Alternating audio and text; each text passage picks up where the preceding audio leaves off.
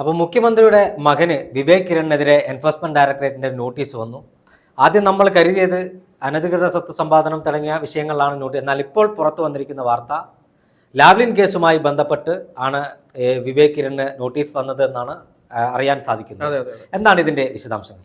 യഥാർത്ഥത്തിൽ മുഖ്യമന്ത്രിയുടെ മകന് ഈ പറയുന്ന പോലെ ED സമൻസ് അയച്ചു എന്നുള്ള വാർത്ത പുറത്തു വന്നപ്പോൾ കേരളത്തിൽ എല്ലാവർക്കും ഒരു അത്ഭുതം ഉണ്ടായിരുന്നു. കാരണം മുഖ്യമന്ത്രിയുടെ മകന് ED സമൻസ് അയച്ചത് നമ്മളൊന്നും അറിഞ്ഞില്ലല്ലോ എന്നുള്ളൊരു കാര്യം. കാരണം 2023 വാർത്ത പുറത്തു വരുന്നത് ഇപ്പോഴാണ്. അത് പുറത്തു കൊണ്ടുവന്നത് എനിക്ക് തോന്നുന്നു മനോരമയിലെ ഒരു റിപ്പോർട്ടറാണ്, മിഥുൻ എന്ന് പറയുന്ന ഒരു റിപ്പോർട്ടറാണ് ആ വാർത്ത പുറത്തു കൊണ്ടുവരുന്നത്.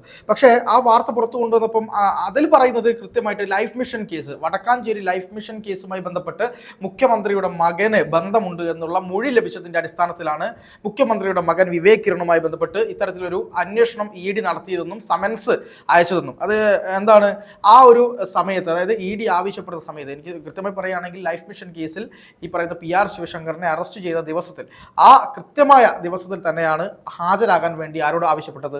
ഈ പറയുന്ന മുഖ്യമന്ത്രിയുടെ മകനോട് ആവശ്യപ്പെട്ടത്. അതുകൊണ്ട് തന്നെ ഇതിന്റെ കൃത്യമായ വിവരം ലഭിക്കാത്തത് കൊണ്ട്, ഇത് രണ്ടും ഒരുമിച്ച് വന്നതുകൊണ്ട് ഇതിന്റെ സോഴ്സ് ചെയ്ത സമയത്ത് വിചാരിച്ചത് ഈ ലൈഫ് മിഷൻ കേസുമായി ബന്ധപ്പെട്ടായിരിക്കാം ഈ ഒരു EDയുടെ നോട്ടീസ് പോയത് എന്നാണ് കരുതിയത്. EDയുടെ ആനന്ദ് എന്ന് പറയുന്ന ഒരു ഉദ്യോഗസ്ഥനാണ്, സീനിയർ ഉദ്യോഗസ്ഥനാണ്, ഈ ഒരു അന്ന് ചാർജുള്ള ഉദ്യോഗസ്ഥനാണ് ഈ സമൻസ് അയച്ചത്. പക്ഷേ EDയുടെ ഭാഗത്തു നിന്ന് പോലും നമുക്ക് കൃത്യമായ വിവരങ്ങൾ ലഭിക്കുന്നില്ല. കാരണം ED പുറത്തു വിടുന്നില്ലല്ലോ കാര്യം എന്താണെന്ന്.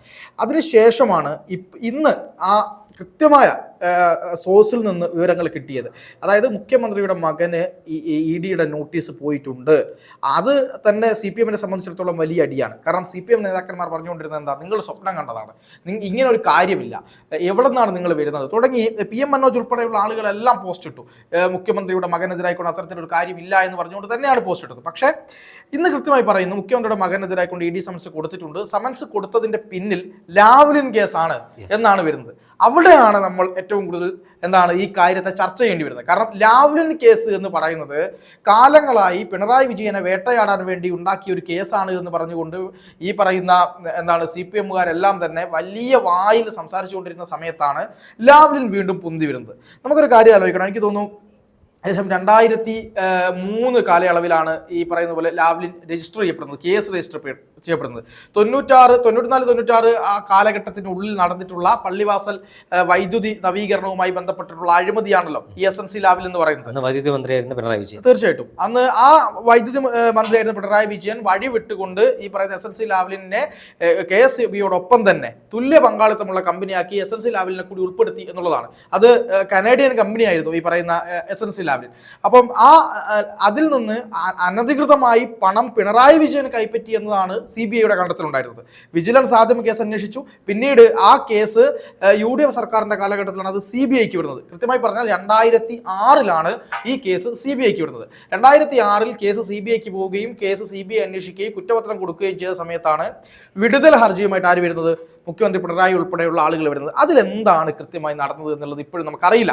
കാരണം പലതരത്തിലുള്ള ആരോപണങ്ങൾ വന്നിട്ടുണ്ട്. അന്ന് CBIയുമായി, അതായത് ഇവർക്ക് രക്ഷപ്പെടാനുള്ള പഴുതുകൾ ഒരുക്കി വെച്ചുകൊണ്ടായിരുന്നു CBI അത്തരത്തിൽ കുറ്റപത്രം സമർപ്പിച്ചത് എന്നുള്ള ആരോപണങ്ങൾ നിലനിൽക്കുന്നുണ്ട്. രണ്ടാമത്തത് ഈ എന്താണ് ഹൈക്കോടതിയിൽ പോലും ആ കേസിൽ നിന്ന് ഈ പറയുന്ന പ്രതികളെ എന്താക്കി, കുറ്റവിമുക്തരാക്കി ചില ഒഴിവാക്കി, പ്രതിപ്പട്ടികയിൽ നിന്ന് ഒഴിവാക്കി. അതില് ഈ പറയുന്ന KSEBയുടെ ഉദ്യോഗസ്ഥന്മാർ, പ്രധാനപ്പെട്ട പ്രമുഖ ഉദ്യോഗസ്ഥന്മാരെല്ലാം ആ കേസിന്റെ പ്രതിഭാഗത്തുണ്ടായിരുന്നു എന്നുള്ളതാണ് നമ്മൾ കാണുന്നത്. അന്ന് ആ കേസുമായി ബന്ധപ്പെട്ട് CBI പിന്നീട് എവിടെ പോയി? സുപ്രീം കോടതിയിൽ അപ്പീൽ പോയി. ആ കേസ് ഇന്നേ വരെ പരിഗണിച്ചിട്ടില്ല. ഇന്ത്യയിൽ ചരിത്രത്തിൽ ആദ്യമായിട്ടായിരിക്കും ഒരു മുഖ്യമന്ത്രിയുടെ കേസ് ഇത്രയും നാൾ ഒരു സുപ്രീം കോടതി നീട്ടിവെക്കുന്നത്. എന്താണ് അതിന്റെ കാര്യം? അറിയില്ല. 37-38 തവണ നീട്ടിവെച്ചു. 38 തവണ നീട്ടിവെച്ചു. ആദ്യം രജിസ്റ്റർ എടുക്കുന്നില്ല, പിന്നീട് ഇത് ഓരോ തവണ പ്രതിഭാഗത്തിന്റെ വക്കീലില്ല, ചിലപ്പം കേന്ദ്രത്തിന്റെ ഭാഗത്തുള്ള വക്കീലില്ല, ചിലപ്പോൾ CBIയുടെ ഭാഗത്തുള്ള വക്കീലില്ല, ചിലപ്പം ജഡ്ജിന് പ്രശ്നമാണ് തുടങ്ങി ലോകത്തൊരിടത്തുമില്ലാത്ത തരത്തിലുള്ള മാറ്റിവെക്കലാണ് CBI കേസുമായി ബന്ധപ്പെട്ട് നമ്മൾ ലാവ്ലിൻ കേസിൽ കൃത്യമായി കാണുന്നത്. ഇവിടെ ആ കേസ് അങ്ങനെ നിൽക്കുന്ന സമയത്ത് തന്നെ അത് അഡ്ജസ്റ്റ്മെന്റ് രാഷ്ട്രീയത്തിന്റെ ഭാഗമായിട്ടാണ് ആ കേസ് പരിഗണിക്കാത്തത് എന്ന് വലിയ തരത്തിലുള്ള ആരോപണങ്ങൾ ഉയരുന്നതിനിടെയാണ് രണ്ടാമതൊരു കേസ് കൂടെ കൃത്യമായി പറഞ്ഞാൽ 2020 EDയുടെ മുന്നിലേക്ക് എത്തുന്നത്. EDയുടെ മുന്നിൽ ചില ഈ സാക്ഷിമൊഴികൾ വരികയാണ് ഈ പറയുന്ന കേസുമായി ബന്ധപ്പെട്ട്. അദ്ദേഹത്തിൻ്റെ, അതായത് പിണറായി വിജയന്റെ മകനുമായി ബന്ധപ്പെട്ട് അന്ന് ഈ ലാവ്ലിൻ കമ്പനിയുടെ ഡയറക്ടറായിരുന്ന ദിലീപ് രാഹുൽ എന്ന് പറയുന്ന വ്യക്തി ഈ പിണറായി വിജയന്റെ മകന് UK-യിൽ പഠിക്കാൻ ആവശ്യമായിട്ടുള്ള പണം നൽകി എന്നുള്ളതാണ് കണ്ടെത്തൽ. അത് ആദ്യം അതൊരു സാക്ഷിമൊഴിയായിട്ടാണ് വന്നതെങ്കിൽ പിന്നീട് ED അതിനെപ്പറ്റി വിശദമായി അന്വേഷിക്കുകയും അത്തരത്തിൽ ദിലീപ് രാഹുലിന്റെ അക്കൗണ്ടിൽ നിന്ന് പിണറായി വിജയന്റെ മകന്റെ അക്കൗണ്ടിലേക്ക് പണം പോയിട്ടുണ്ട് എന്ന് കണ്ടെത്തുകയായിരുന്നു. കാരണം നമ്മൾ കാര്യം മനസ്സിലാക്കേണ്ടത്, നേരിട്ട് ആരെങ്കിലും പണം അയക്കുമോ എന്നൊക്കെ ചോദിക്കുമ്പോഴും അന്നത്തെ കാലത്ത് ഇത്രയും സാങ്കേതിക മികവില്ല. ഇങ്ങനെ കണ്ടുപിടിക്കാനുള്ള വഴികളുണ്ടോ എന്നറിയില്ല. ബാങ്കുകളൊക്കെ തന്നെ, ബാങ്ക് അക്കൗണ്ടുകളൊക്കെ തന്നെ ഒരു വിഭാഗം ആളുകൾക്ക് മാത്രം ഉണ്ടായിരുന്ന ഒരു സമയമായിരുന്നു. പ്രത്യേകിച്ച് സ്വിസ് ബാങ്കിലൊക്കെ പല കള്ളപ്പണങ്ങളും നിക്ഷേപിക്കുന്ന സമയമൊക്കെ ആയിരുന്നു. അപ്പം സാധാരണക്കാർക്ക് ഇതിനെപ്പറ്റി അറിയില്ലാത്തൊരു സാഹചര്യത്തിൽ അന്ന് കൃത്യമായി നേരിട്ടുള്ള അക്കൗണ്ട് ട്രാൻസ്ഫർ തന്നെയാണ് നടന്നത് എന്നാണ് നമ്മൾ മനസ്സിലാക്കുന്നത്. പക്ഷേ ലാവ്ലിൻ കമ്പനിയുടെ ഡയറക്ടർ എന്തിനാണ് പിണറായി വിജയന്റെ മകൻ വിവേക് കിരണിന് പഠിക്കാൻ ആവശ്യമായ പണം നൽകുന്നത് എന്നതാണ് ചോദ്യം. അത് ഇപ്പം നമ്മൾ സുഹൃത്തുക്കളാണെങ്കിൽ ഇപ്പം എനിക്ക് നിതിന് ഒരുപക്ഷെ പൈസ തരാം, അല്ലെങ്കിൽ വേറെ എന്തെങ്കിലും കാര്യം ഉണ്ടെങ്കിൽ തരാം. പക്ഷെ പിണറായി വിജയന്റെ മകന് ഈ പറയുന്ന ലാവ്ലിൻ കമ്പനിയുടെ ഡയറക്ടർ എന്തൊരു പൈസ കൊടുത്തു? ഇത് വലിയ ചോദ്യമാണ്. ഇത് പിണറായി വിജയനെ കുറ്റവിമുക്തമാക്കിയ മറ്റേ കേസുണ്ടല്ലോ, ആ കേസിനെ പോലും ബാധിക്കുന്ന കണ്ടുപിടുത്തമാണ് ED നടത്തിയത്. കാരണം പിണറായി ചെയ്തു കൊടുത്ത ഫേവറിന് പകരമായിട്ട് മകന്റെ അക്കൗണ്ടിലേക്ക് പൈസ കൊടുത്തു. അതാണ് സംഭവം. അത് പിണറായി നേരിട്ട് വാങ്ങിയെന്നുണ്ട്, പിണറായി വാങ്ങി എന്നും പറയുന്നുണ്ട്. അതുപോലെ തന്നെ പിണറായിയുടെ മകനും കൊടുത്തു. ഇനി വേറെ വന്നാൽ ഇപ്പം ഇതേ ക്രൈറ്റീരിയയിലാണ് വീണ വിജയന് പൈസ കൊടുത്തത്. ആലോചിക്കുന്നുണ്ടോ? മാസപ്പടി വിവാദം. അതായത് വീണ വിജയന്റെ അക്കൗണ്ടിലേക്ക് നേരിട്ട് കൊടുക്കുന്നു. ഇതൊരു ക്രൈറ്റീരിയ ആണ്, ഒരു കൃത്യമായ തട്ടിപ്പിന്റെ ക്രൈറ്റീരിയ മോഡൽ, കേരള മോഡൽ തട്ടിപ്പ്. അതെ, അത് തന്നെ നമ്മൾ പറയേണ്ടി വരും. കാരണം ഇല്ലെങ്കിൽ എന്തിന് ഈ പറയുന്ന വിവേക് കിരണിന് കാശ് കൊടുത്തു എന്നുള്ള ചോദ്യമാണല്ലോ. അന്ന് EDയുടെ വിശദമായ അന്വേഷണം ഉണ്ടായി. ED പല ആളുകളെ വെച്ച് ചോദ്യം ചെയ്തു, സാക്ഷിയുമായി രേഖപ്പെടുത്തി. വിവേക് കിരണിന്റെ ഓഫീസുമായി അന്നത്തെ അദ്ദേഹത്തിന്റെ, എനിക്ക് തോന്നുന്നു അദ്ദേഹം അബുദാബി കൊമേഴ്ഷ്യൽ ബാങ്കുമായിട്ട് ഇവർ ബന്ധപ്പെട്ടിട്ടുണ്ടായിരുന്നു. എന്താണ് അവിടെ ജോലി, എന്താണ് കാര്യങ്ങൾ, ആരാണ് ഫണ്ട് ചെയ്യുന്നത് തുടങ്ങിയ കാര്യങ്ങളായിരുന്നു. അന്ന് ഒരു വലിയ വ്യവസായിയുടെ പേര് ആ കാര്യത്തിൽ ഉയർന്നു വരികയും ആ വ്യവസായിയുടെ പേര് മാധ്യമങ്ങൾ ഒന്നും തന്നെ പുറത്തു പറയാതിരിക്കുകയും പിന്നീട് ആ വ്യവസായിക്ക് ED നോട്ടീസ് അയക്കുകയും പിന്നീട് ആ നോട്ടീസ് എങ്ങോട്ട് പോയി എന്ന് നമുക്കറിയില്ല.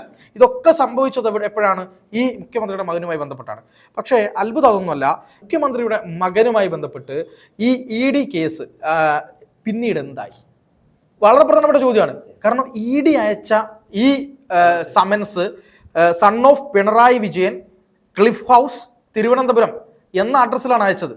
അന്ന് എനിക്ക് തോന്നുന്നു 2023 ഫെബ്രുവരി മാസത്തിൽ ഒരു ദിവസം, കൃത്യമായ ഡേറ്റ് ഞാൻ ഓർക്കുന്നില്ല, കൃത്യം 10:30, അതായത് മുഖ്യമന്ത്രിയുടെ പ്രിൻസിപ്പൽ സെക്രട്ടറി ആയിരുന്ന ശിവശങ്കറിനെ അറസ്റ്റ് ചെയ്ത അന്നേ ദിവസം കൃത്യം 10:30 ED ഓഫീസിൽ ഹാജരാകാൻ വേണ്ടിയിട്ടായിരുന്നു പറഞ്ഞത്. പിന്നീട് ആ കേസ് എവിടേക്കും, അതെ, ആ കേസ് പിന്നെ എവിടേക്കും എത്തിയിട്ടില്ല. എങ്ങനെ?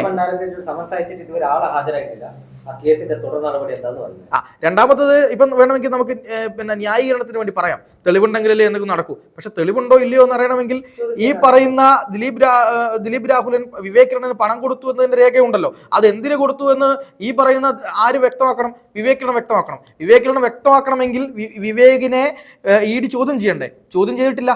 ചോദ്യം ചെയ്യാതെ തന്നെ ആ കേസ് പാതി വഴിയിൽ നിലച്ചു. എന്താണ് കാരണം? നമുക്കറിയില്ല. ആ അജ്ഞാതമായ കാരണങ്ങൾ അറിയില്ല, ആ അജ്ഞാതമായ ശക്തിയെ നമുക്കറിയില്ല.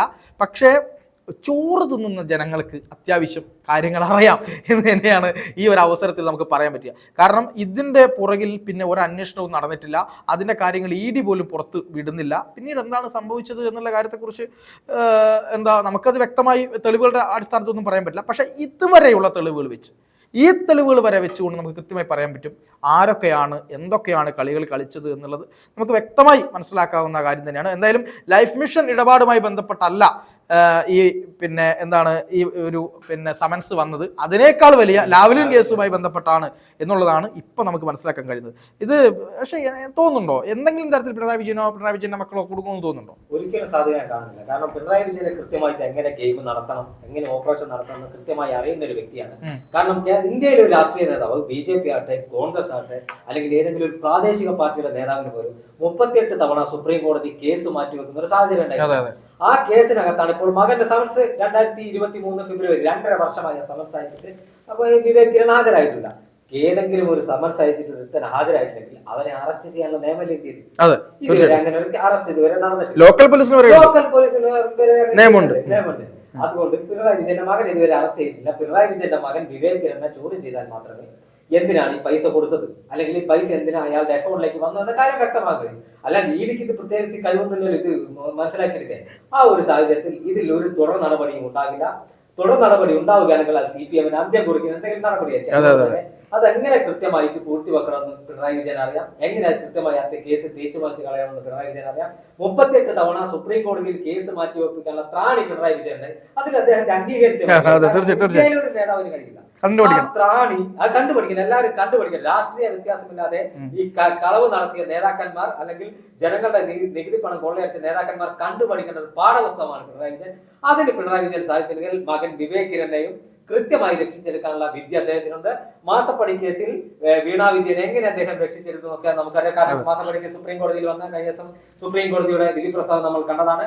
അതേപോലെ തന്നെ വിവേക് കിരണിനെതിരെ ഒരു നടപടിയും നിലവിലെ സാഹചര്യത്തിൽ ഉണ്ടാകാൻ സാധ്യതയില്ല. ഇനി ഇഡിക്ക് മാനസാന്തരം വന്ന് ഏതെങ്കിലും മികച്ച ഒരു ഉദ്യോഗസ്ഥൻ ഇത് എന്തെങ്കിലും ഒരു കുത്തിപ്പൊക്കൽ നടത്തുമെന്ന പ്രതീക്ഷ, ഒരു ചെറിയ പ്രതീക്ഷ മാത്രമേ ഇപ്പോൾ ഉള്ളൂ. കാരണം കേരളത്തിലെ ഇതുമായി ബന്ധപ്പെട്ട് 2 ദിവസം സമരം ചെയ്ത് ഇതെല്ലാം അവസാനിപ്പിക്കും. കാരണം മുഖ്യമന്ത്രിക്കെതിരെയുള്ളതല്ല, മുഖ്യമന്ത്രിയുടെ മകനെതിരെയാണ്. പാർട്ടി CPM കൃത്യമായി ഇതിനെ പ്രതിരോധിക്കും. ആ ഒരു സാഹചര്യത്തിൽ ഇനി എന്തെങ്കിലും നടപടി എടുക്കണമെങ്കിൽ ED ഉദ്യോഗസ്ഥർ ഇതിൽ കൃത്യമായ ഒരു ഇടപെടൽ നടത്തണം. അത്തരം ഒരു ഇടപെടൽ ഉണ്ടാകുമെന്നതാണ് നമുക്കിനി അറിയാവുന്നത്. തീർച്ചയായിട്ടും.